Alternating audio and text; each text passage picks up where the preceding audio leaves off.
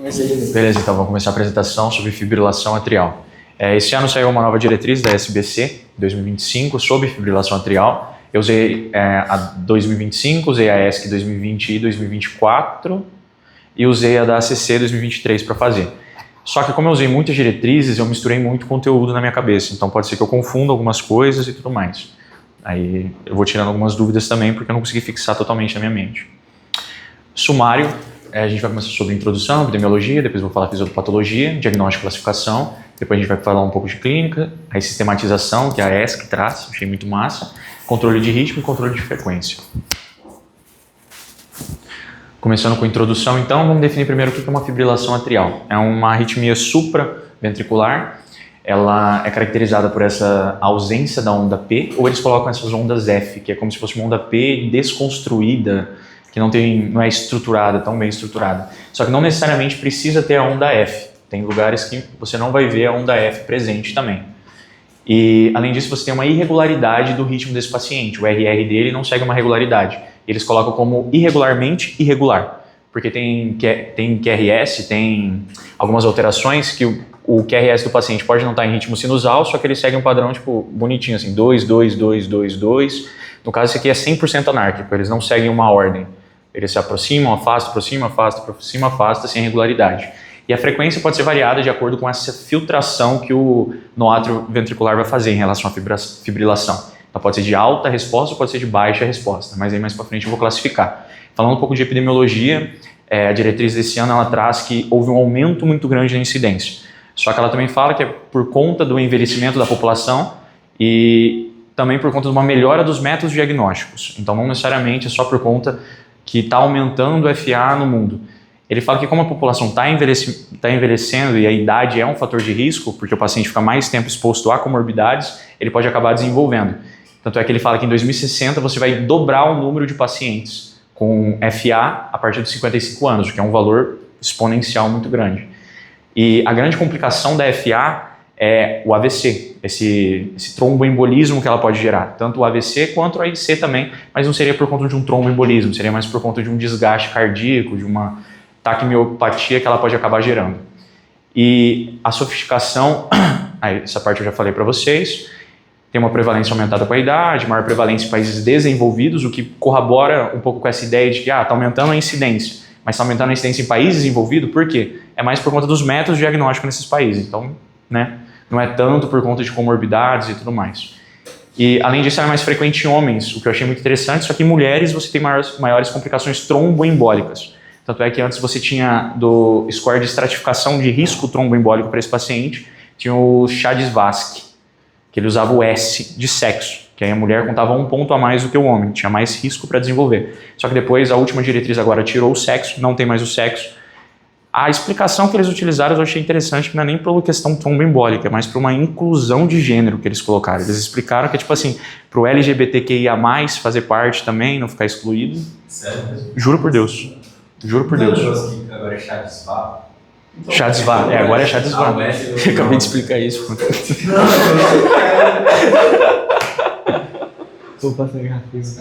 Esse cara é foda, né, doutor? Esse cara é foda, cara.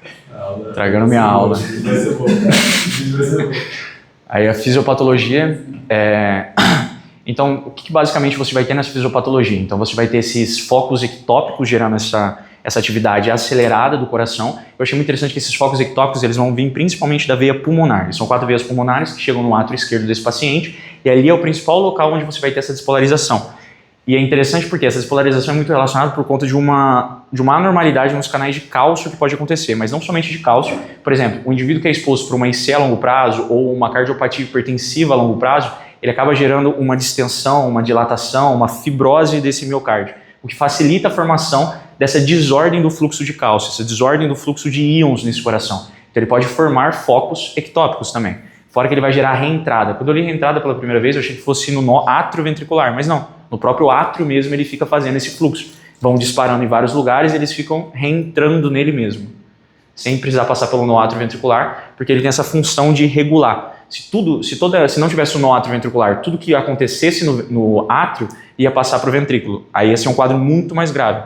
graças a Deus tem um nó atrioventricular que ele vai regulando isso, ele vai filtrando tudo que chega. Só que tem casos que você tem uma alta resposta ventricular, que ele não está conseguindo filtrar, então está passando muita informação para o ventrículo, ele entra em hiperatividade, o indivíduo mostra muito sintomatologia e muito risco cardiovascular também. Em relação às alterações que podem acontecer, essa aqui é da diretriz de 2025 que ele traz, um fluxograma bem tranquilo de entender, então são os gatilhos, que eu acabei de explicar, os focos ectópicos, e os deflagradores. Ele fala dessa modulação autonômica, principalmente por conta do sistema simpático. Tanto é que ele traz que uma das principais, eu achei muito interessante isso, indivíduos com a síndrome da apneia obstrutiva do sono, geralmente pacientes com FA, eles têm de 60% a 82% têm a síndrome de apneia obstrutiva do sono. O que é muito interessante você parar para pensar como que tem uma relação tão forte entre os dois, eu nunca tinha raciocinado sobre. Mas o que eles colocam na diretriz é por conta de uma queda da base da língua, que vai acontecer no paciente, hipóxia, então ele tende a compensar ativando o sistema simpático, então ele fica hiperativado, tanto é que é uma das causas de hipertensão que o paciente pode desenvolver, uma hipertensão secundária por conta dessa hiperatividade simpática, o que vai estimular demais esse miocárdio, entrar em taquiarritmia, sempre à noite esse paciente vai ficar em taquicardia, o que gera um excesso de estresse local, gera uma oxidação, gera um metabolismo mais acelerado, que vai iniciar um processo de fibrose, dilatação, muito por conta da produção das citocinas pró-inflamatórias no local. Então vai gerar todo esse quadro de fibrose e dilatação, o que facilita com que você tenha uma diminuição da refratariedade atrial, o que faz total sentido porque o átrio parece que está disparando a todo momento, ele não tem aquele tempo de disparar, segurar, ele fica a todo momento disparando por conta dessa perda dessa refratariedade. E os fatores de risco que a gente tem, que nem eu já expliquei, a idade é um fator de risco, eles colocam a idade como um fator de risco, mas no raciocínio de um indivíduo mais idoso, significa que ele ficou mais tempo exposto a comorbidades. Por exemplo, alguém de 70 anos viveu 70 anos com o seu coração batendo todo santo dia, de 50 a 100 batimentos por minuto, imagina isso por hora, imagina isso por dia, imagina isso por um ano, imagina isso por 70 anos. Então é um coração que fica mais desgastado, só que fora que ele fica mais exposto também a comorbidades. Sexo, ele coloca o sexo masculino como fator de risco, mas eu acredito que seja mais por conta do homem se expor mais a questão do etilismo, a questão do tabagismo, porque fisiopatologicamente ele não explicou o porquê. Talvez seja uma proteção da progesterona na mulher, só que depois ele fala que depois dos 45 anos equivale. Então, pode ser que seja isso mesmo, por conta da a menopausa, que o paciente entra nesse período de parar de menstruar. E o polimorfismo genético, que ele explica que por conta das junções gaps, esses canais iônicos, essa conexão entre os miócitos, que vai acontecer muita fibrose ali, ou esse indivíduo pode ter algum polimorfismo genético que ele já predispõe a esses canais de cálcio ficar hiperfuncionante ou desregulado, gerando despolarizações inadequadas.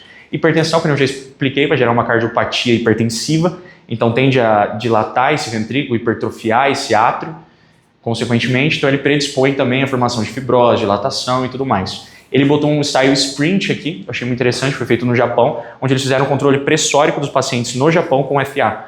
Reduziu muito a incidência de FA nesses pacientes. Já eram pacientes que tinham FA, mas reduziu a frequência que eles tinham esses surtos, esses paroxismos deles. Insuficiência cardíaca, ele correlaciona muito forte, a diretriz todo momento fala sobre AVC e insuficiência cardíaca, AVC e insuficiência cardíaca. Mas só que ele fala que a insuficiência cardíaca pode predispor a FA e a FA pode predispor a insuficiência cardíaca. No caso FA, você vai ter uma redução ali do débito cardíaco, é fácil raciocinar nesse processo, porque o átrio precisa encher o ventrículo na fase lenta. Então, se ele está fibrilando demais, ele não tem uma contração efetiva para fazer esse enchimento, então você reduz o débito cardíaco. Só que além disso, essa hiperatividade dele pode acabar passando também para o ventrículo, quando esse nó atrioventricular não consegue regular. Então ele entra em ultratividade, né? Então você fica com uma alta resposta ventricular, que a longo tempo gera uma taquimiopatia do músculo cardíaco. Em relação à diabetes, mesmo princípio da hipertensão, gerar esses fatores de risco, inflamação, viscosidade do sangue, placas ateroscleróticas que podem já induzir um quadro isquêmico desse miocárdio, facilitando a formação. Isso aqui é interessante também, a doença do refluxo gastroesofágico, ele fala que pode acontecer de influenciar, tanto é que as hérnias de hiato nos pacientes que tinham FA, quando você fazia o tratamento da hérnia de hiato, melhorava em 80% desse paciente. A hérnia de hiato é mais por conta de uma compressão mesmo, porque quando você tem essa hérnia de hiato lá acontecendo no esôfago, você acaba comprimindo o átrio esquerdo, que está mais próximo desse esôfago. E no caso da doença do refluxo gastroesofágico, ele fala que é por conta de uma inflamação. Ele inflama tanto esse esôfago que acaba passando por contiguidade para o átrio desse paciente. Então você facilita todo o processo inflamatório, facilita a fibrose, facilita a alteração da matriz intersticial, gera remodelação cardíaca. Valvopatias seriam um princípio parecido ali com a hipertensão, porque você tem um má funcionamento ali, né, dessa pós-carga desse paciente, que aí pode sobrecarregar. O hipertiroidismo, ele fala também que é um fator extremamente importante, tanto é que na conduta muda muito o hipertiroidismo desse paciente. E tem um monte de outros que ele cita. Em relação à fisiopatologia, o tromboembolismo, que nem eu já expliquei, né? Então você vai ter essa estase dessa fibrilação, porque ele não tem uma contração efetiva, e vai formar a tríade Wilson, que a gente já conhece, já sabe como funciona. Só que eu achei interessante porque eu pensei, beleza, o átrio vai estar fibrilando, não está contraindo, estase, simples raciocínio. Mas por que uma hipercoagulabilidade na fibrilação atrial? Por que uma injúria endotelial? Não faz muito sentido, né? Mas o que ele explica é por conta da produção de citocinas pró-inflamatórias. Essa estase sanguínea, o sangue por si só, ele é inflamatório. Então ele pode gerar uma irritação desse endotélio para o paciente. Fora que é um paciente que também é a própria... Me fugiu o termo agora. Mas de qualquer forma, essa estase acaba gerando uma inflamação do endotélio, que aí produz citocinas, gera uma disfunção plaquetária por conta das citocinas e vira essa cadeia de efeitos. Além disso, ele fala também que pode ter um apêndice no átrio esquerdo. Achei muito interessante isso, que o átrio esquerdo, ele pode ter um apêndice nele, ou o átrio direito também pode ter. E nesse apêndice... Não pode não, tem anatomia. É anatomia, perdão, doutor. Os dois têm. Os dois têm? Mas o esquerdo tem uns detalhes em particular, depois eu falo para você. Fechou. Não é a aurícula não, né, doutor? Não conta como a aurícula. A parte de baixo da aurícula. A nômina anatômica, hoje vocês chamam de aurícula, não sei se vocês estão chamando de aurícula, antigamente era auriculeta, mas é apêndice atrial. Apêndice atrial, então. E o direito também, apêndice atrial direito. Né? Então são sinônimos? São sinônimos os dois? Oi? São sinônimos os dois, então?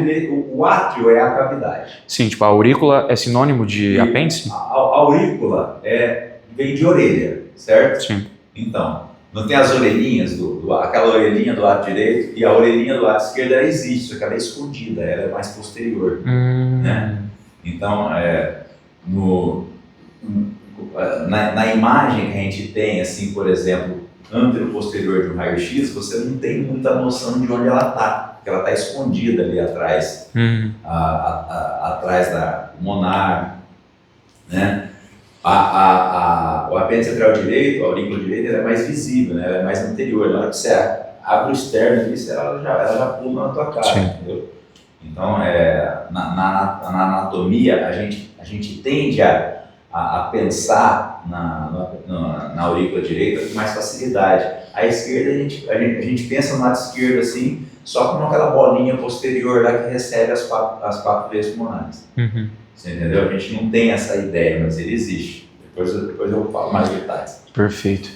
Dando continuidade então ao tromboembolismo, a gente tem a tríade de Wirth que vai gerar esse tromboembolismo no paciente. Ele fala que a principal repercussão que a gente mais tem preocupação com esse paciente, tanto é que a gente entra com anticoagulação se tiver risco de tromboembolismo, é o AVC. O AVC é aumentado em 1,5 a 3,5 nesse paciente. Só que tem lugares que colocam 5 até vezes mais risco desse paciente desenvolver. É interessante esse aqui, porque o AVC por cardioembólico é diferente do AVC aterotrombótico que acontece. É o mesmo princípio da OA ali, porque o aterotrombótico nesse paciente, ele geralmente vai tender a ser mais crônico, digamos assim, porque você tem uma placa aterosclerótica crônica, você gera uma isquemia crônica desse tecido cerebral e você facilita a angiogênese. Então, cronicamente, você tem a formação desses vasos colaterais para compensar. Diferente do cardioembólico, que não deu tempo de fazer isso, ele é muito agudo.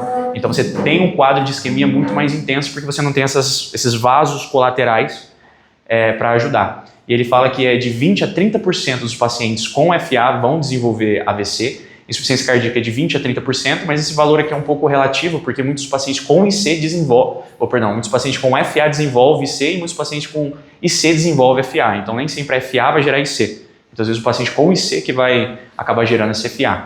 Ele fala sobre declínio cognitivo, de primeiro eu não entendi o porquê, mas ele fala que é por conta do débito. Então a gente tem uma redução desse débito cardíaco para o paciente, muitas vezes, fora que você vai gerando microlesões cerebrais. Não é todo trombo gigantesco que vai sair daqui, mas microtrômbulos vão saindo e vão gerando essas obstruções, essas pequenas isquemias nesse paciente, que vão gerando essas microangiopatias que a gente vê ali ao redor do ventrículo.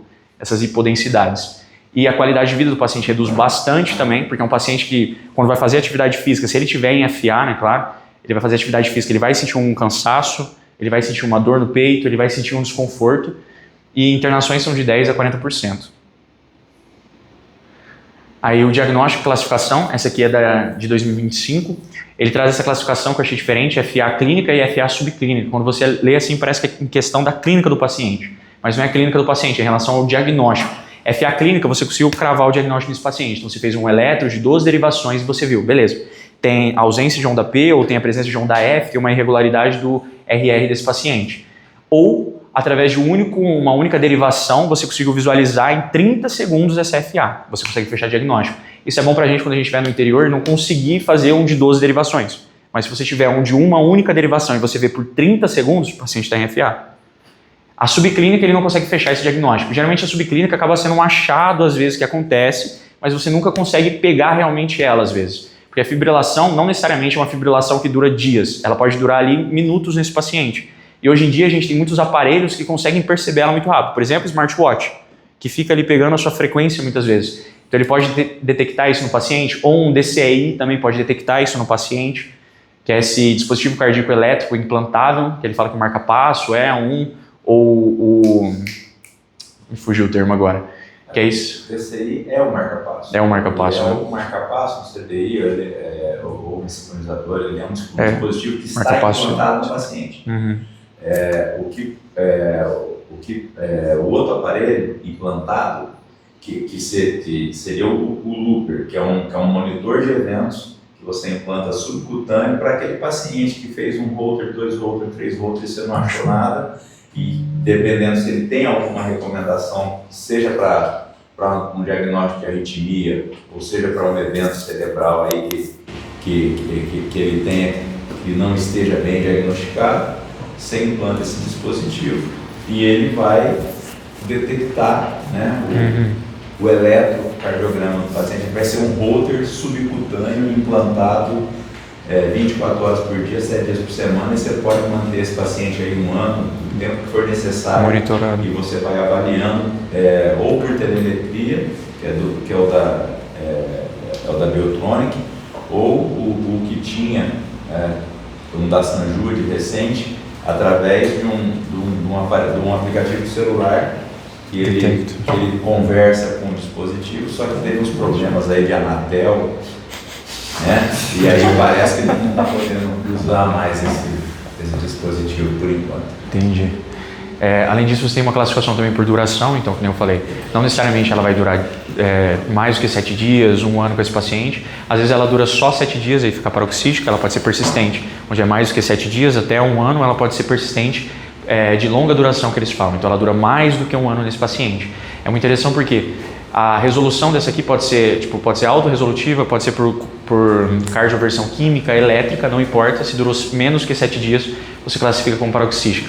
Persistente, o mesmo princípio, de 7 a 1 ano, e a persistente de longa duração também. Mas essas aqui tende a ser mais difícil uma resolução espontânea. Essa aqui a gente acaba tendo que intervir muito mais. Mas claramente, se você pegar um paciente com FA, né, a gente vai fazer o controle dele, mesmo que seja de frequência, pelo menos, a gente vai atuar nesse paciente. E a permanente, o que eles colocam é quando o médico e o paciente chegam em um consenso que eles não vão tentar cardioverter esse paciente. Muito porque é um paciente, às vezes, com muitas comorbidades, a cardioversão, a exposição, ele é um antiarrítmico, pode gerar mais problemas, ou até mesmo uma redução de frequência pode gerar mais problema num idosinho de 90 anos, que já é cardiopata. Ou o paciente, por exemplo, ele já fez todos os tratamentos possíveis e não foi possível ainda reverter essa FA. Então, às vezes, eles seguram um pouco o pé no freio, vão controlar essa frequência em vez de ficar tentando a todo momento reverter esse paciente. E FA pós-ablação, que depois eu vou explicar o que é esse procedimento de ablação, desse isolamento dessa área que está hiperfuncionante. Esse paciente também pode acabar desenvolvendo FA após esse procedimento de ablação. Eles falam que tende a ser temporário, porque a ablação vem para corrigir mesmo esse negócio.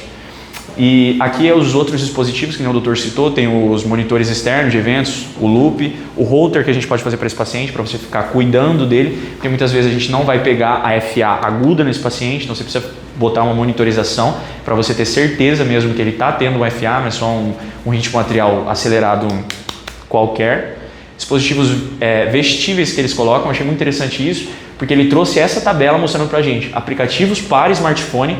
A especificidade é 91%, considerando obviamente o eletrocardiograma de 12 derivações como padrão ouro, né? Mas o aplicativo de smartphone ele considera como 91 a 98%, de especificidade e sensibilidade 91 até a 100. E os relógios inteligentes eles colocam como 99%. É maior que o Eu não sei se estão pagando por baixo aí, mas, pô... Maior que o elétrico. Que isso, né? Não, pô, eletro é o padrão ouro. Então de padrão é tipo 100. Ah, tá, isso é comparado. Então, acabei de falar aqui, cara. Ah, tá.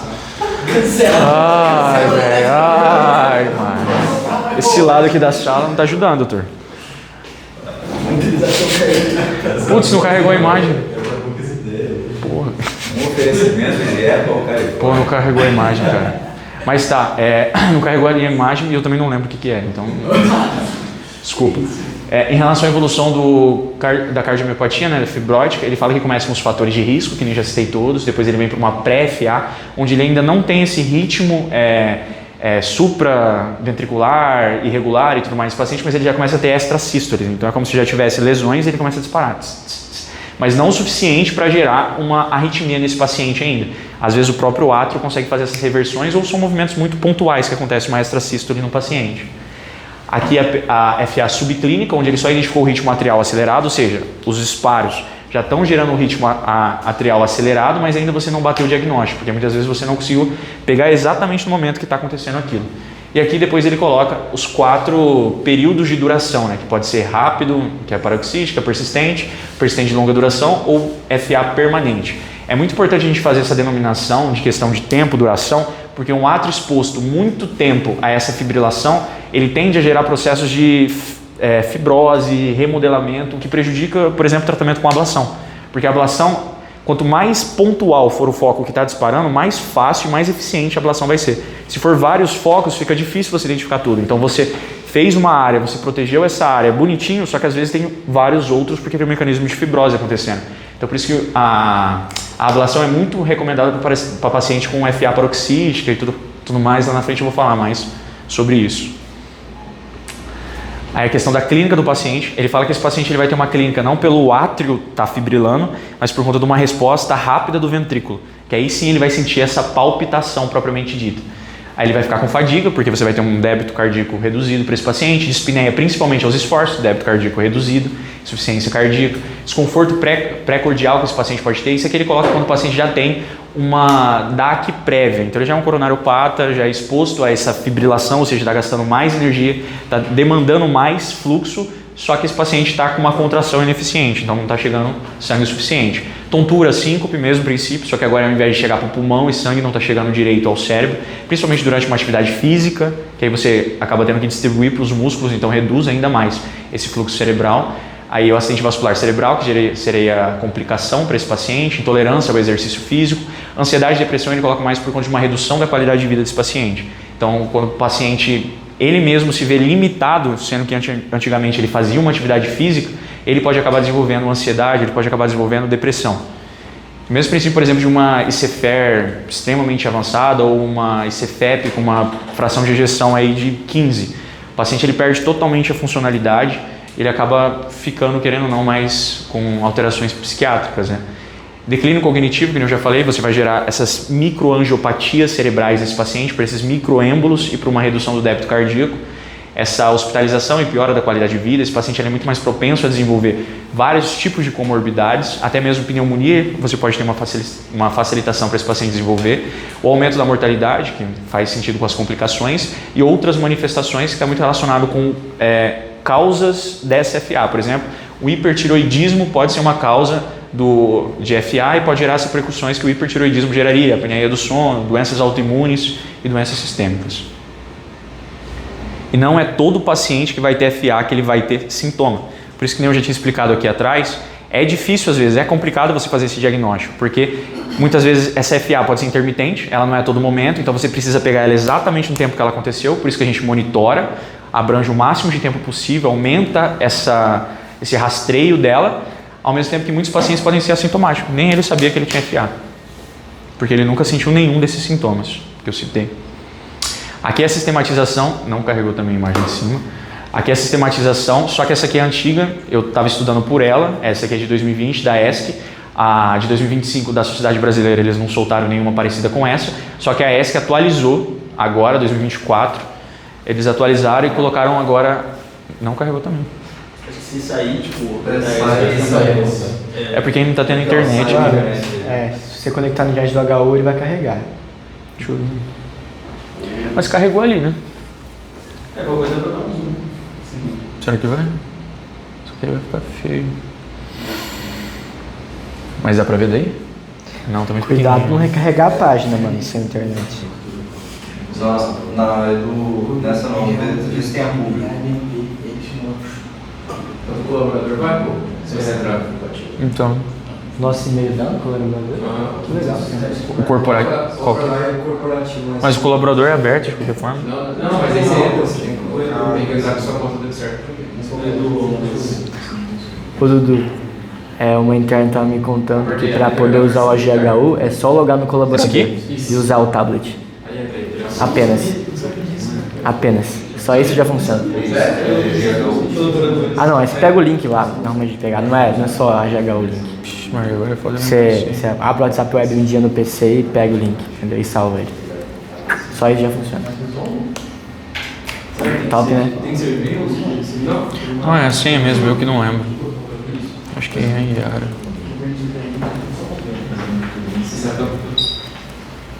Deixa eu colocar meu WhatsApp. Agora foi. Conectou aqui? Agora foi.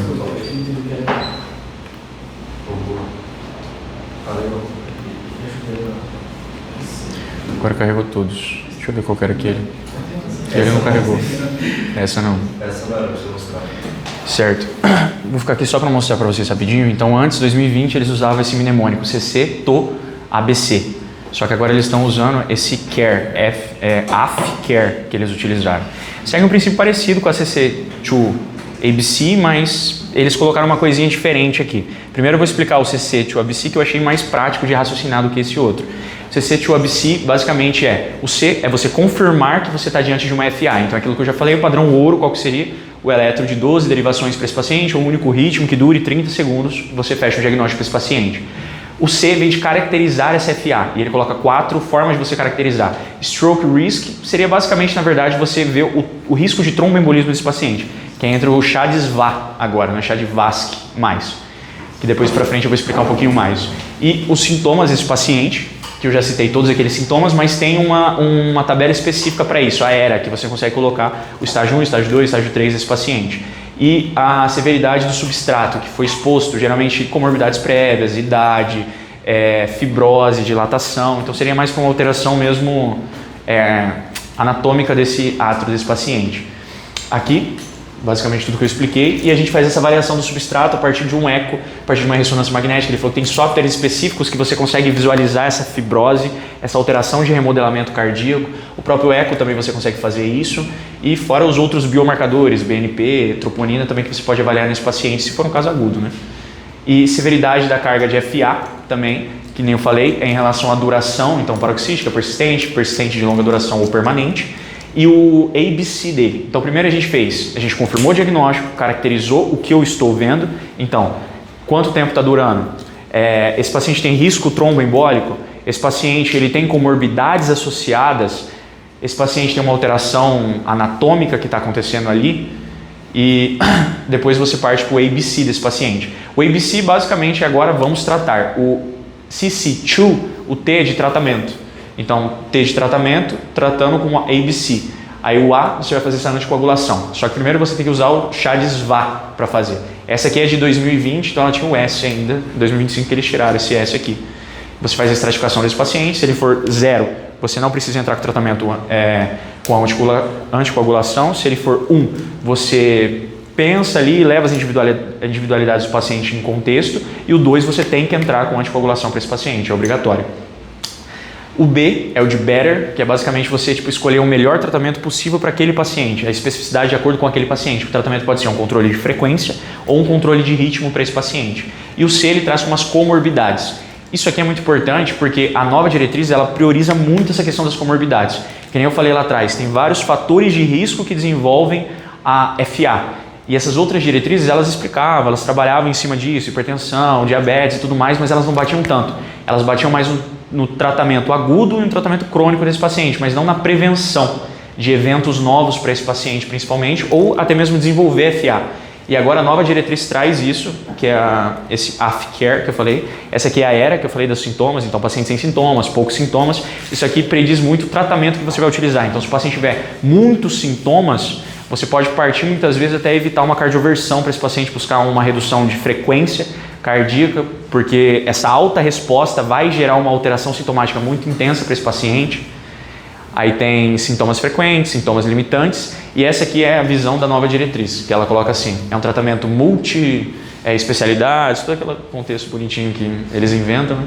Aí cirurgião, eletrofisiologista, hematologista, cardiologista, todo mundo trabalhando em conjunto com esse paciente para melhorar a qualidade de vida. Consequentemente, você também melhora até os fatores de risco para esse paciente. Você tem que tratar a hipertensão, diabetes, essa terapia antitrombótica eficiente, bem colocada. Eles trazem agora os DOACs, né? Antigamente eles falavam sobre a varfarina, daquela classificação que eu falei lá atrás, acho que eu falei já sobre isso, da classificação que era FA valvar e não valvar, que eles dividiam assim porque as valvares tinham que ser anticoaguladas e as não valvares você levava algumas coisas em contas para anticoagular. Agora não existe mais isso, essa divisão caiu por terra, você tem essa divisão por duração de tempo muito mais predominante do que essa outra, e até mesmo se é subclínico, clínico. Controle de frequência cardíaca e controle de ritmo de acordo com as individualidades do indivíduo. Aí é esse que eu falei, o novo, que agora ele fala sobre você ficar reavaliando constantemente esse paciente. Reavaliando. Então ele fala para você uma avaliação mais dinâmica, esse E ele coloca avaliar, reavaliar e educar esse paciente. É importante você explicar para o paciente o que está acontecendo com ele, o que pode desencadear mais quadros que podem complicar ainda mais, explicar sobre a qualidade de vida, que não é aquele medicamento que nunca mais vai fazer ele ter arritmia, que se ele não fizer uma mudança nos hábitos, ele vai continuar em repetição, ele vai continuar em recidiva e nem mesmo a ablação vai conseguir ajudar realmente esse paciente. E aqui ele coloca bonitinho tudo descrito, que eu acabei de falar, então controle da hipertensão, controle de uma IC, controle do álcool desse paciente, ele fala que é muito importante também você reduzir o álcool, aí o AVC também, o controle com os trombolíticos, os anticoagulantes, e aqui os sintomas, esse paciente, ele fala, aqui ele traz uma perspectiva diferente, lá ele fala que é diferente, mas para mim parece a mesma coisa do que era o antes, né? Mas ele fala que agora a gente vai focar nos sintomas do paciente, controlando tanto o ritmo quanto a frequência, mas na outra ele já falava disso, então não achei que é uma coisa nova. O que é mais novo para mim esse que ele fala de você fazer essa avaliação dinâmica constantemente do paciente. Não é para você diagnosticar, dar o tratamento e tchau. É sempre bom você ficar revendo tudo isso. Eu, o cara mais crítico do Pô, eu li 4 diretrizes, cara. Muito mal, velho. Aí, Chadisva, que agora tirou o sexo, tá? Gurizada. Tirou o sexo, mas o que é o Chadisva? Então o C seria desse paciente ter essa insuficiência cardíaca, hipertensão, idade acima de 75 anos, ele coloca como 2 pontos, e 2 pontos, a partir de 2 pontos, 2 ou mais, você já considera como alto risco tromboembólico. Então esse paciente acima de 75 anos, ele é alto risco, não importa se ele tem qualquer outra coisa, ele é alto risco. Ele coloca também como um AVC prévio, qualquer evento tromboembólico prévio também, esse paciente é alto risco, porque se ele gerou um evento tromboembólico, ele pode gerar outro evento. E fora as outras características também, que ele coloca doença vascular, então paciente coronariopata ou paciente com uma DAOP, ele vai ganhar 1 ponto, paciente entre 65 e 74 anos, dá para ver como a idade influencia muito na FA. E aqui ele coloca o score de risco conforme o Chadisva. Então o paciente que tiver 2 pontos, ele tem 2,2% de chance ao ano de ter um AVC. Isso aqui é acumulativo, eles falam. Então vai somando 2%, 2%, 2%. Imagina um paciente que tem 9 pontos, ele fica 15,2 e fica somando. Aí esse aqui é o Chadisvask, esse aqui é o antigo, mas eu coloquei para ficar mais facilmente da gente entender o que está acontecendo. Tira o S, que não tem mais, mas antigamente eles colocavam como baixo risco o homem como 0 e a mulher como 1, porque mulher sempre é um fator de risco anteriormente. Agora não é mais, então os dois são 0. Então tira essa questão do gênero. Vamos ficar olhando só para o homem agora, porque representaria os dois. Então, o masculino seria 1, você considera fazer anticoagulação, você avalia as individualidades desse indivíduo, se ele pode ser exposto a uma anticoagulação. Por exemplo, um paciente que teve um AVC hemorrágico, é uma contraindicação, você vai utilizar uma anticoagulação para esse paciente, é um risco muito grande.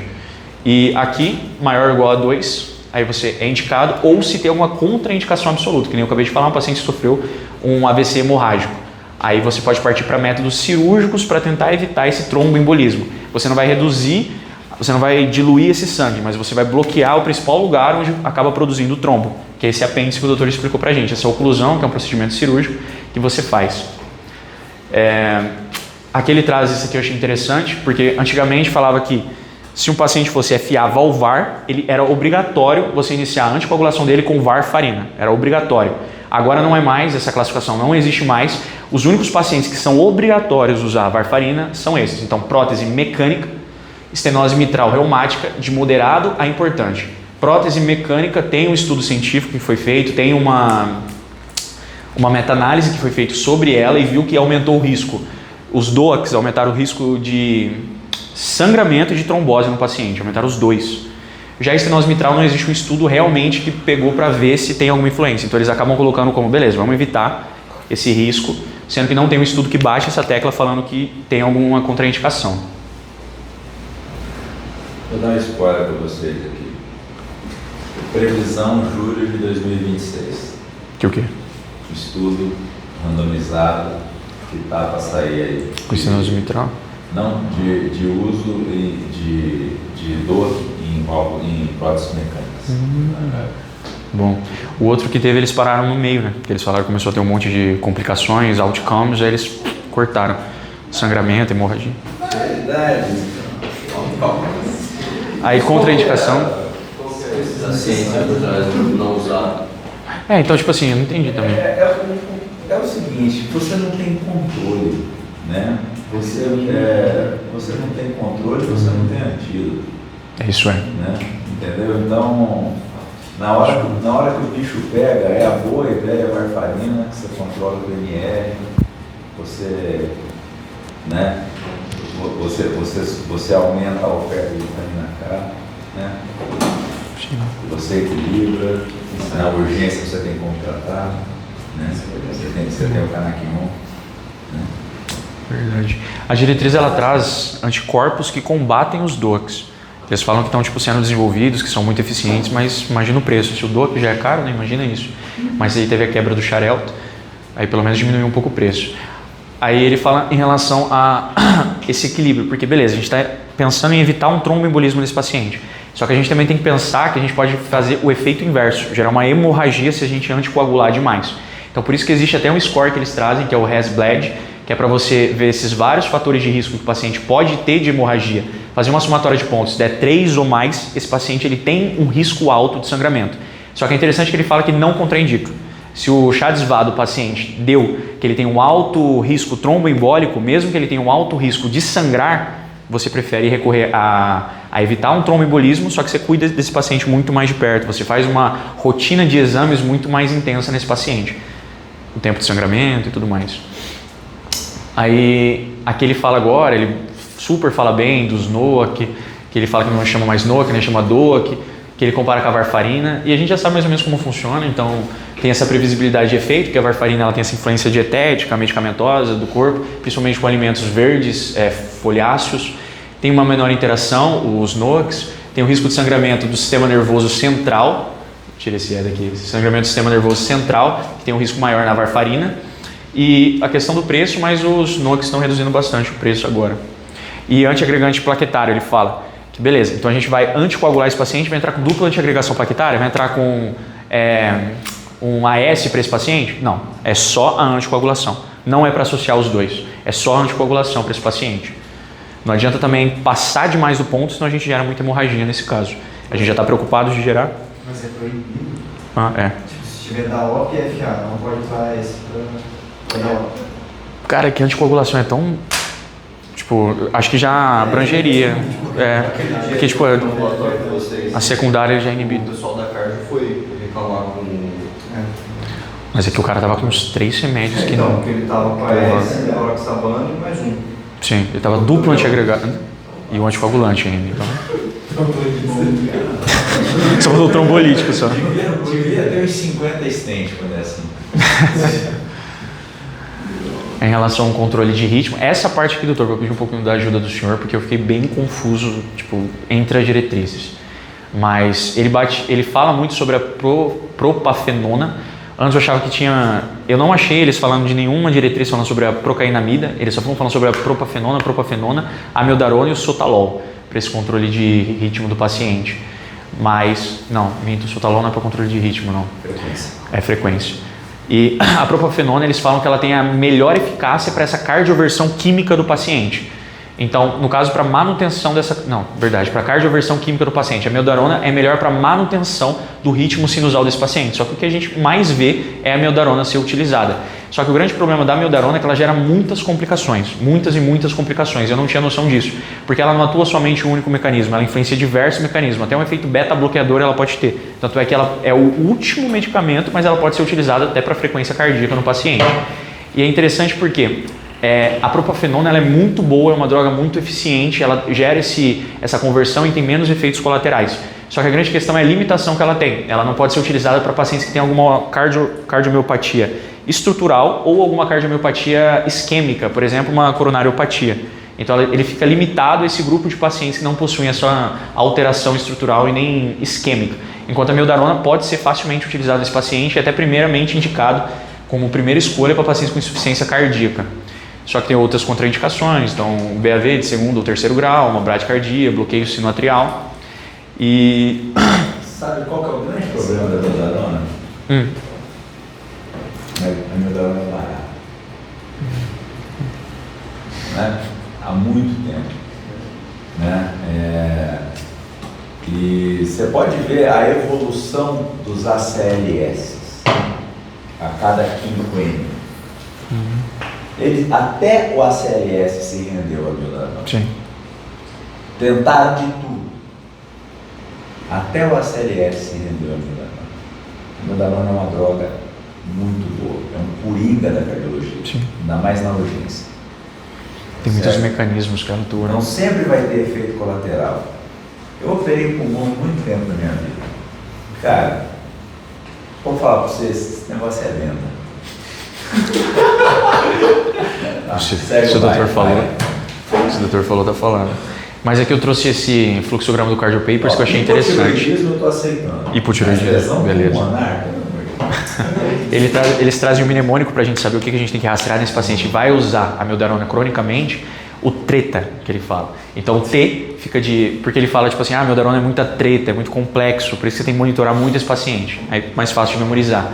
Aí o TSH, que o professor falou, desse hipertiroidismo que ela pode gerar, ou hipotiroidismo. O R seria de raio-x, então você tem que pedir para esse paciente, porque ele fala que ela tem um risco de depósito e gerar fibrose pulmonar, aumentando o risco de uma pneumopatia aguda ou crônica nesse paciente, mas o doutor falou que também nunca viu.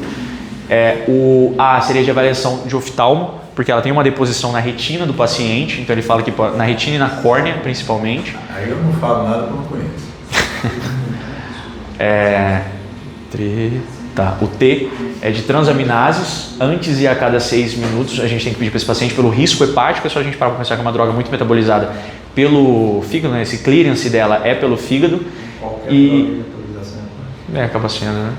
E é isso, são essas. E o ECG, claro, o essencial, porque ele fala que ela pode aumentar o QT do paciente.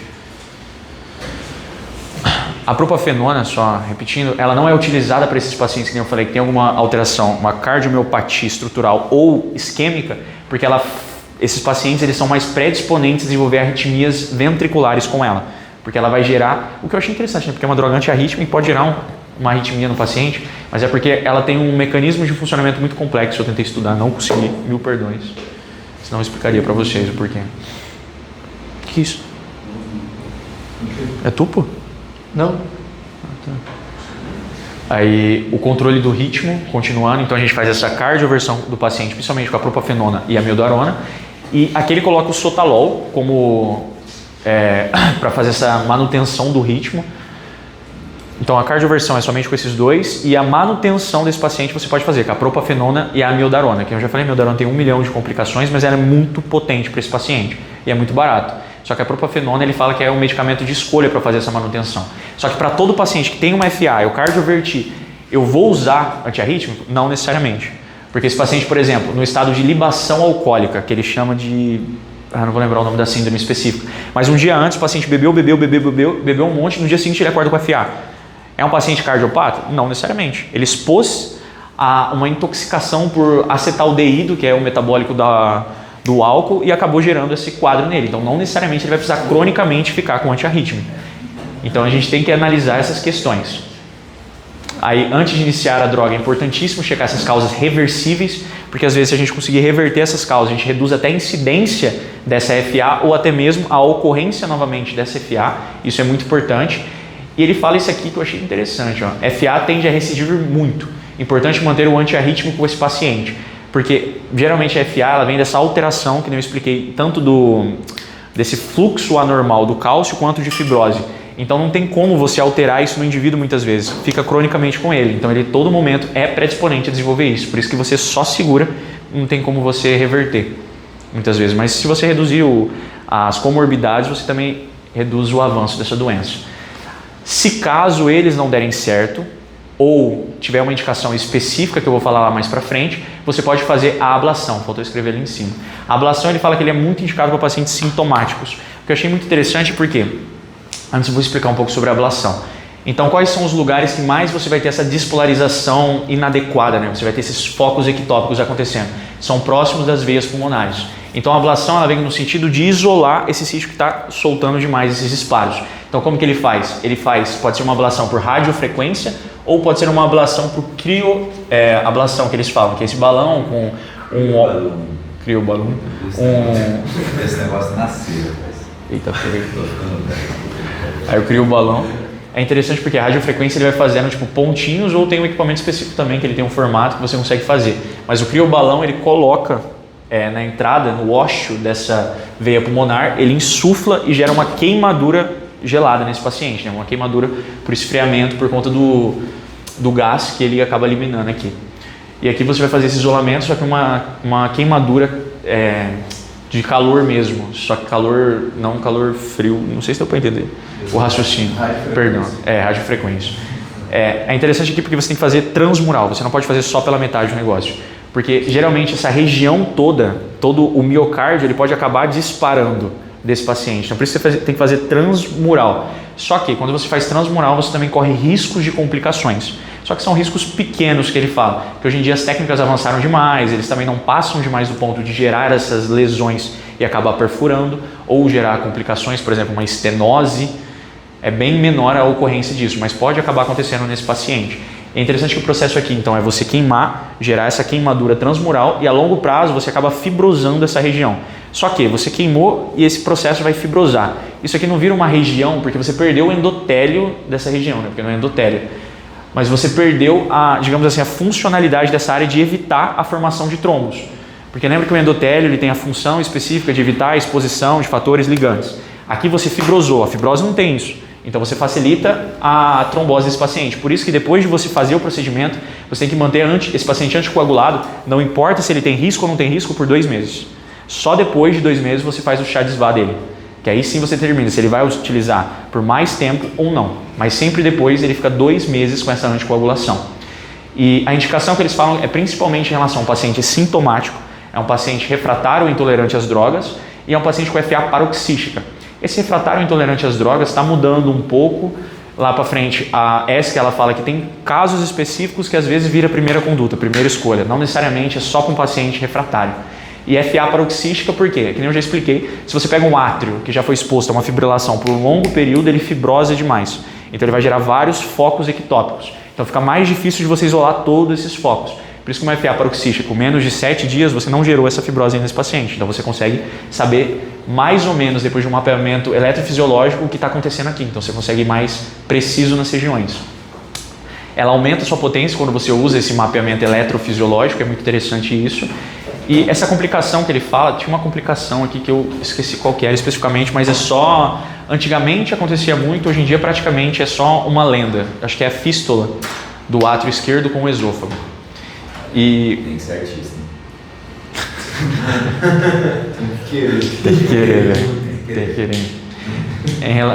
Em relação à anticoagulação desse paciente, que nem eu falei, esse paciente, eles falam que depois de 3 anos, 60% deles tendem a recidivar. Então a ablação não é um procedimento tipo assim, fiz, acabou. Eu achei que fosse assim. Eu pensava, tá, como alguns procedimentos... Também acho. A aula vai cair. Droga. Agora vai. Desculpa, sincericídio. Vamos lá. Mas o que eles falam é porque, na minha cabeça, eu achava que era tipo mais ou menos assim. Quando você expõe o paciente a um procedimento cirúrgico, você expõe ao risco cirúrgico. Então, muitas vezes, a cirurgia acaba chegando na última etapa, mesmo que ela tenha uma alta resolução. Eu achei que a ablação era o mesmo processo. Então, você deixa um melhor procedimento por último, mas é porque ele tem um risco muito alto cardiovascular para o paciente. Só que, na verdade, aqui, nesse caso, não tem um risco, não tem uma eficácia tão equivalente. Eu esqueci de colocar o estudo que eles mostram, mas a droga e a ablação, elas estão basicamente na mesma eficácia. A gente utiliza muitas vezes a ablação para casos específicos, que aí ela supera, mas muitas vezes para refratários à droga, tipo uma via diferente. É você trocar, sei lá, um amlodipino por um IECA raciocinando nas questões do paciente, por exemplo. Paciente que tem uma doença renal, que você quer evitar ali uma complicação a mais, então você pensa num IECA para esse paciente, para gerar uma proteção, se obviamente a fração de ejeção dele, ou taxa de filtração for menor que 30. Aí agora o controle, aí vem os fluxogramas perfeitamente. Eu traduzi, né, pelo chat GPT, então não sei se vai ficar bonitinho para ver. Opa, vou sentar aqui para ficar melhor para ver. Senhores, inglês, senhores, acostume. Desculpa, sorry. I'm sorry. Eu só sei o outcome só. A cardioversão para fibrilação atrial. Então, quando que a gente vai recorrer a essa cardioversão? No caso, se o paciente tem uma indicação para cardioversão, se ele está hemodinamicamente estável, esse Y que era o yes e o no, né? Se ele está hemodinamicamente instável, a gente recorre à cardioversão elétrica para esse paciente. Aí ele coloca aqui que o desfibrilador bifásico é 150, 200 joules e o monofásico é de 200 joules. Isso aqui é muito importante para a gente saber no contexto da APS ou no contexto do PS especificamente. Aí hemodinamicamente estável, esse paciente, aí você vai utilizar para ele, você vai verificar esse status dele de anticoagulação, então você vai fazer o chá de SVA desse paciente, se ele tem recomendação, se ele não tem recomendação, se o paciente, ele coloca aqui ele desconfigurou um pouco, né? Já em uso de anticoagulante oral, terapêutico por no mínimo 3 semanas, desconfigurou tudo o negócio, cardioversão farmacológica, ele desconfigurou, mas tá bom. Então, se o paciente já está em uso de anticoagulante oral por no mínimo, não já está em uso. O cara aí desconfigurou o negócio, doutor, só que eu não lembro especificamente o que era. Mas o original aí, professor, vamos lá. Perdão, professor. Ajuda aí, professor. Tem que abrir aqui de novo. Professor, nossa, pouca coisa, né, só aquilo que eu não ia falar. Só X. É que chegou a parte cirúrgica, eu falei, eu não vou conseguir ver. Pera aí. Ah, não, esse aqui é de 2024, peraí, essa é outra. Se tiver um X aí, mano. Não, essa aqui é porque a outra eu usei como base, essa aqui eu usei pra amplificar só mesmo. Pô, imagina quando ele chegar em casa. Um monte de asterisco. Mas é que aquela lá é um pouquinho mais em cima, eu acho. Joga Ctrl F, digita o nome da coisa. Gatos, aposenta. Acabou o Gabs. Suas tecnologias são inúteis. Acabou, tô ultrapassado. É esse aqui específico, só que eu vou precisar de vocês, porque eu não sou... Tem uma Adriana aqui. Fala aí, Adriano, o que você tá vendo aqui? Terapêutico? Ah, tava certo esse aqui. Mas aqui de baixo que ele desconfigurou. Lê aqui pra mim, Adriano. Cardioversão elétrica e essa parte aqui de baixo, essa aqui de cima tava certo. Ah, mas não vou conseguir traduzir, desculpa. Aqui eu faleci. Vocês não conseguem traduzir em voz alta, só pra gente dar... Ó, quem já está fazendo uso de Observação, vai, isso daí é o Emergency Approach for Spontaneous Conversions. Observação para conversão espontânea. Né? Você vai aguardar uma reversão espontânea. Você vê o que é? Algo que já está em terapia por 3 semanas. Tá? Já está em anticoagulação. Entendi. Aí o paciente que não está em uso de anticoagulação, que não espera a cardioversão, não pode esperar a cardioversão. Ou ele pode esperar a cardioversão.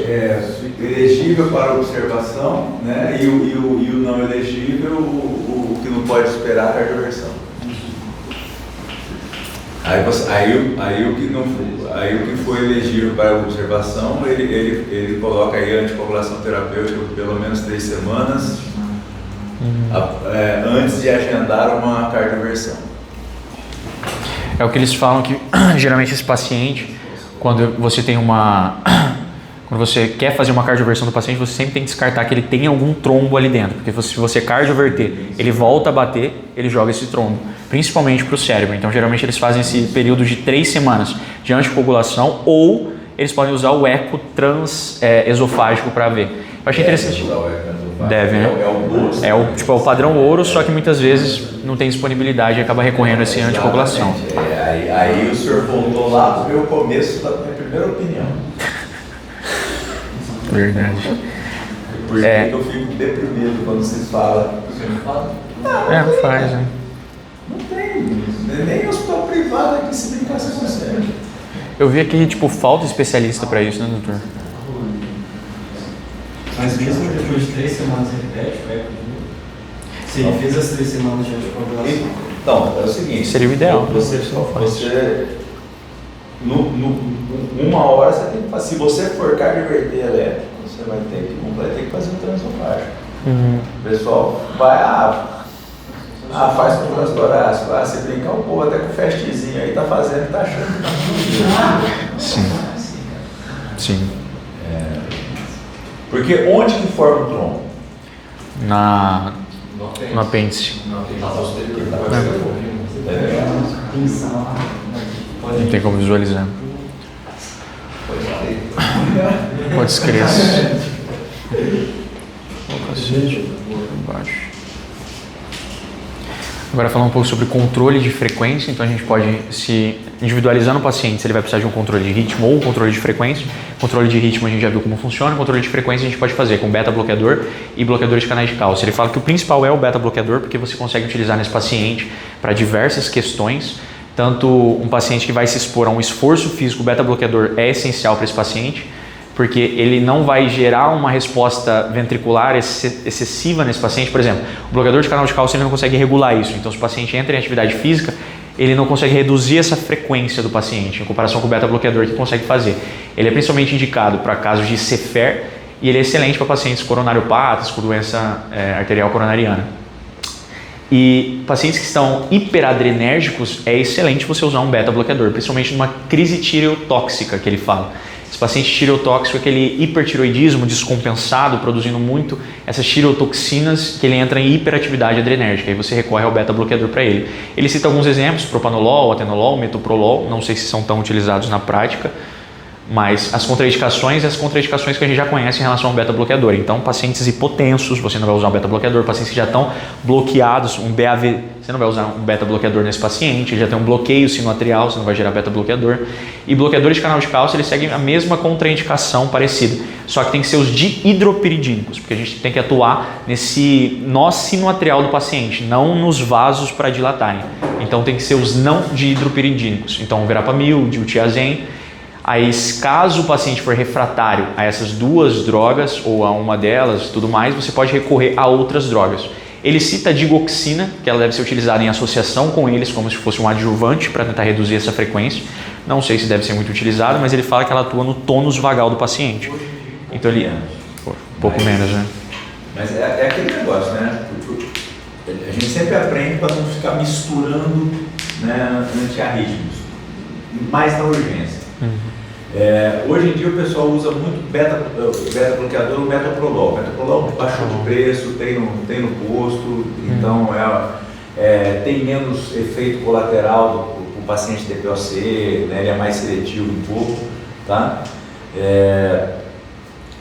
E a miodarona é a combinação que a gente mais vê, né? Digoxina menos. Sim. Ele coloca como último do último caso a miodarona. Caso você tenha tentado todos e não resolveu, e você precisa reduzir a frequência cardíaca desse paciente, você pode recorrer à miodarona porque ela tem aquele efeito. Como o doutor falou, ela atua em 1 milhão de mecanismos e um deles também é beta-bloqueador. Então ela pode ser utilizada, mas é só casos bem mais complexos. Aqui ele coloca como último, esse aqui é o último do último. É um paciente que você vai fazer uma ablação do nó atrioventricular dele. Ou seja, você simplesmente, é como se você tivesse desistido desse ato. Fala, cara, esse ato, infelizmente, ele não está fazendo o efeito dele. Ele não está conseguindo regular, ele não tá, e a qualquer momento ele pode acabar contaminando o ventrículo. Acabar passando esses impulsos, conseguir ultrapassar esse nó atrioventricular e ficar gerando alta frequência, alta resposta ventricular. Então, o paciente que você já tentou fazer a cardioversão dele, é um paciente que já tentou fazer uma redução da frequência e mesmo assim você não conseguiu. Aí você recorre para esse último caso, pouquíssimo utilizado, que você vai bem no nó atrioventricular desse paciente, gera uma ablação, ou seja, uma queimação nessa região, você desativa esse nó, então você perde essa conexão. Fora que o esqueleto fibrótico ali do coração também isola os dois, então a única via que tinha não tem mais. Só que a partir desse momento o ventrículo não consegue mais se regular, porque o átrio que regularia o ventrículo. Aí nesses pacientes é obrigatório você entrar com um marca-passo, eles falam, que é esse marca-passo conectado só no ventrículo. Só que eu achei interessante que ele fala só o ventrículo direito. Não sei porquê. Talvez seja pela despolarização, né? Começaria do direito para o esquerdo. Não, é porque o marca-passo monocameral, né? Marca-passo convencional, né? Que a gente utiliza, a gente passa átrio direito, ventrículo direito quando é bicameral, ventrículo direito só no ventrículo direito quando é unicameral, monocameral. Ele faz essa observação aí se o paciente tem alguma recomendação para ressincronização. Aí, quando além da FA, ele tiver uma insuficiência cardíaca ou um bloqueio de ramo esquerdo que vai ser agravado por uma estimulação do ventrículo direito, né? Aí você ressincroniza, você coloca para despolarizar os dois ventrículos ali de forma mais simultânea. Né? Concomitante, né? Aí para estimular o ventrículo esquerdo, ou você passa um eletrodo pelo seio coronário, né? E que vai lá para a parede lateral do veia de marcha, e vai lá para a parede lateral, né, do ventrículo esquerdo, ou você passa epicárdia, ou hoje em dia, que nem na última aula de marca-passo lá, você fazer a estimulação direta do sistema de condução, mapeando ali o ramo esquerdo, passando transeptal, para fazer uma estimulação direta do sistema de condução em substituição à ressincronização convencional. Massa. Aqui ele coloca outros fluxogramas, só que agora esses aqui deram certo. Esse aqui é para um paciente que ele teve o primeiro evento dele, então é a primeira vez que ele tem uma FA. Ele chega para você, a primeira coisa que você avalia é se o paciente está estável ou não está estável. Se não está estável, a gente vai fazer a cardioversão elétrica. Se o paciente estiver estável, a gente vai levar ele para aquele score. Que nem eu falei, antes eles utilizavam aquele CC2ABC, agora eles usam esse AF Care, que não sei se é assim que pronuncia, para você fazer a avaliação desse paciente. Então, para ver comorbidades, eles batem muito em cima da questão das comorbidades, mas aqui é um tratamento mais agudo para esse paciente. Então a gente vai ver comorbidades se não tem algo totalmente disfuncional nesse indivíduo gerando esse quadro dele atual. Por exemplo, um hipertiroidismo com uma crise tirotóxica acontecendo. E além disso, os fatores de risco também você tem que avaliar. Se você conseguir fazer a estabilização desse paciente, você vê a fração de você faz o controle de frequência dele. Geralmente, se a fração de ejeção dele estiver menor do que 40%, você acaba recorrendo a beta-bloqueador e digoxina. Mas se não tiver menor do que 40%, ele também fala que você vai utilizar beta-bloqueador, digoxina. Então, eu não vi diferença dos dois lados, continua a mesma coisa. A única diferença é que você pode ou fazer só beta-bloqueador ou associar com digoxina, só que ele coloca que é uma classificação 2A. Aqui ele colocou como 11, né? Mas configurou. E no final das contas, se não for a cardioversão da FA persistente e sintomática nesse paciente, você pode também recorrer, caso essa frequência não funcione. Agora, em relação a paciente com FA paroxística, ou seja, está durando mais do que 7 dias, menos do que 1 ano. Porque a de longa duração... não colocou. Então, aqui enquadraria as duas, de qualquer forma. Não, paroxística só, perdão. É menos que 7 dias. Para esse paciente, então, a gente vai fazer a estratificação desse paciente. Então, sempre esse AF Care para esse paciente. Sempre vendo as comorbidades, sempre vendo se esse paciente tem risco tromboembólico, é sempre importante avaliar. Sempre pelo Charles-Vah. Aí a meta de controle de frequência desse paciente, Geralmente você tende a reduzir a frequência se ela tiver maior do que 110, mas se ela não tiver maior do que 110, eles colocam. Se o paciente estiver sintomático, você pode reduzir mesmo que a frequência já esteja menor do que 110. Aí aqui a fração de ejeção, se ela tiver menos que 40%, esse paciente, aí você recorre a beta-bloqueador e digoxina. Agora, se ela não tiver menos do que 40%, ele fala que tem uma classificação 2A para esse paciente, que seria uma terapia combinada, tanto do beta-bloqueador quanto da digoxina, mas ele também fala que você pode utilizar somente o beta-bloqueador ou digoxina. Ficou bem pequenininho esse aqui. Você pode também associar o controle do ritmo com o controle da frequência, caso esse paciente continue refratário ao tratamento da redução da frequência. Aí ele dá aqui alguns exemplos dessa terapia que pode acontecer, algumas situações. Por exemplo, paciente com ICFER, uma fração de ejeção menor que 40%. Você pode recorrer à amiodarona, é a mais recomendada. Como eu falei, na insuficiência cardíaca, a amiodarona acaba sendo mais recomendada. A propapenona ela não é recomendada para IC, tanto alterações estruturais quanto alterações isquêmicas. Se o paciente tiver uma ICFE, acho que aqui era para ser ICFE, tipo assim, é intermediário entre os dois, então não é uma ICFER nem uma ICFEP.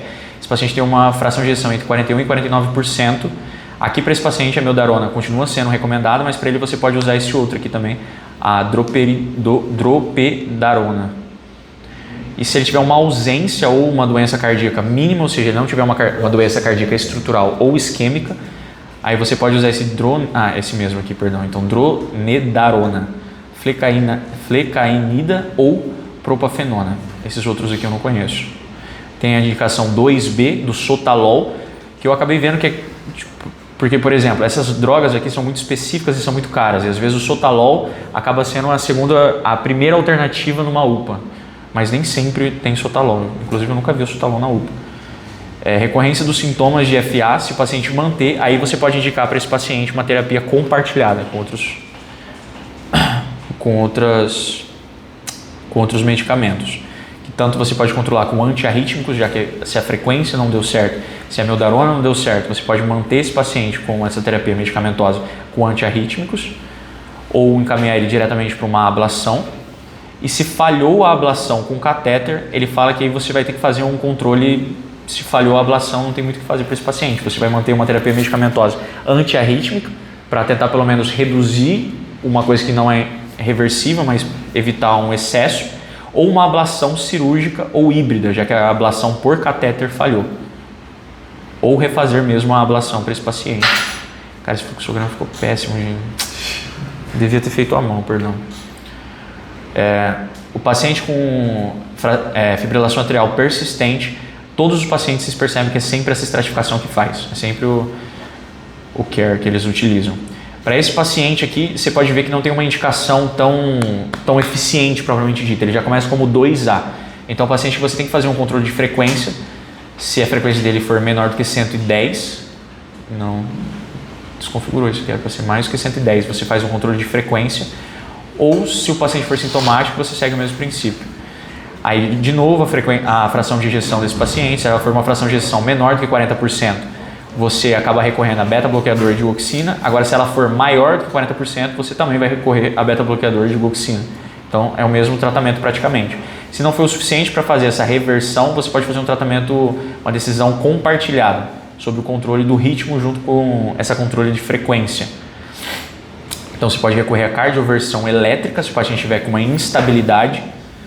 Aí ele coloca as vias alternativas que pode recorrer e o mesmo princípio aqui embaixo em relação às insuficiência cardíaca. Insuficiência cardíaca é sinônimo de amiodarona, praticamente, porque a propafenona ela é contraindicada quando se tem essa alteração estrutural ou isquêmica do paciente. E se ela estiver ausente, você pode recorrer à propafenona.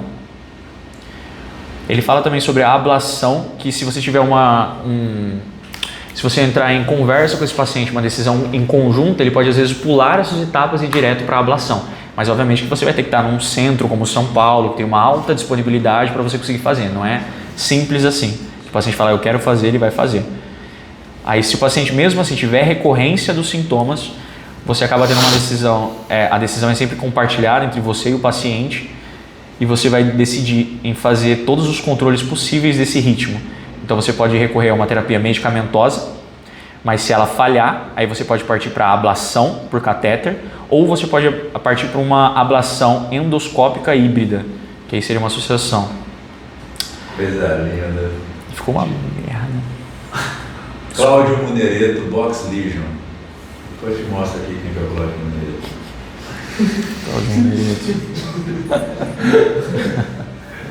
Vocês estão rindo, né? Cláudio Munhereto. Tá maluco.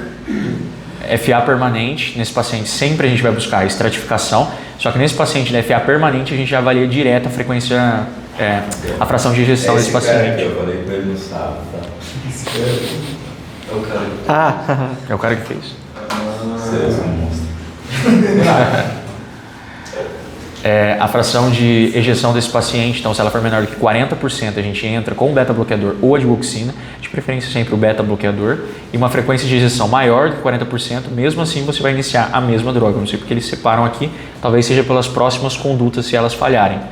E a hospitalização por insuficiência desse paciente, ou seja, uma insuficiência que ele coloca aqui, casos gravíssimos de uma insuficiência cardíaca desse paciente, uma fração de ejeção baixíssima por conta dessa FA permanente, que eu falei, você gera todo um remodelamento cardíaco, você gera uma taquimioardiopatia nesse paciente, então ele vai influenciar a frequência cardíaca, a fração de ejeção desse paciente, então você pode recorrer a uma ablação.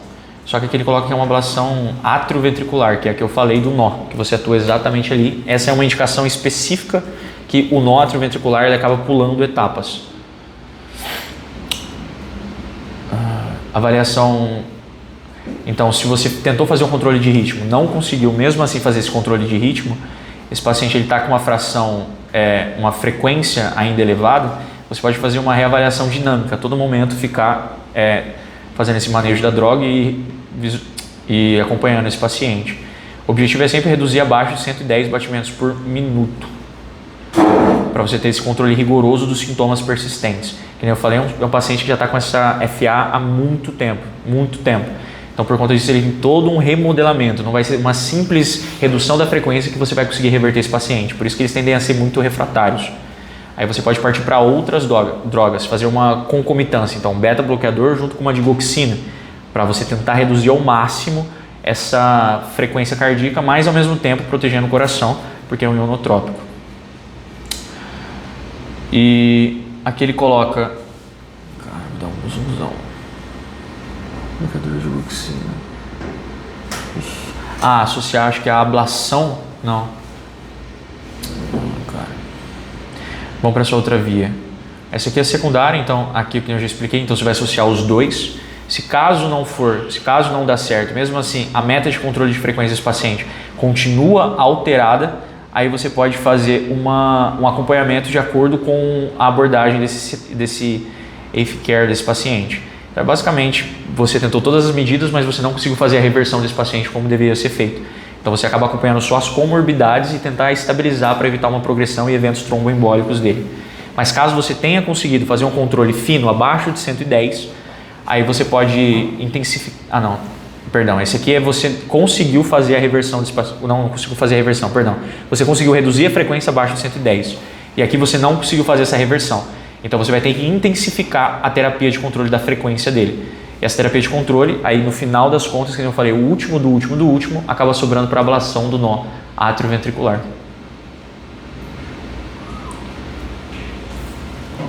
Esse era o último.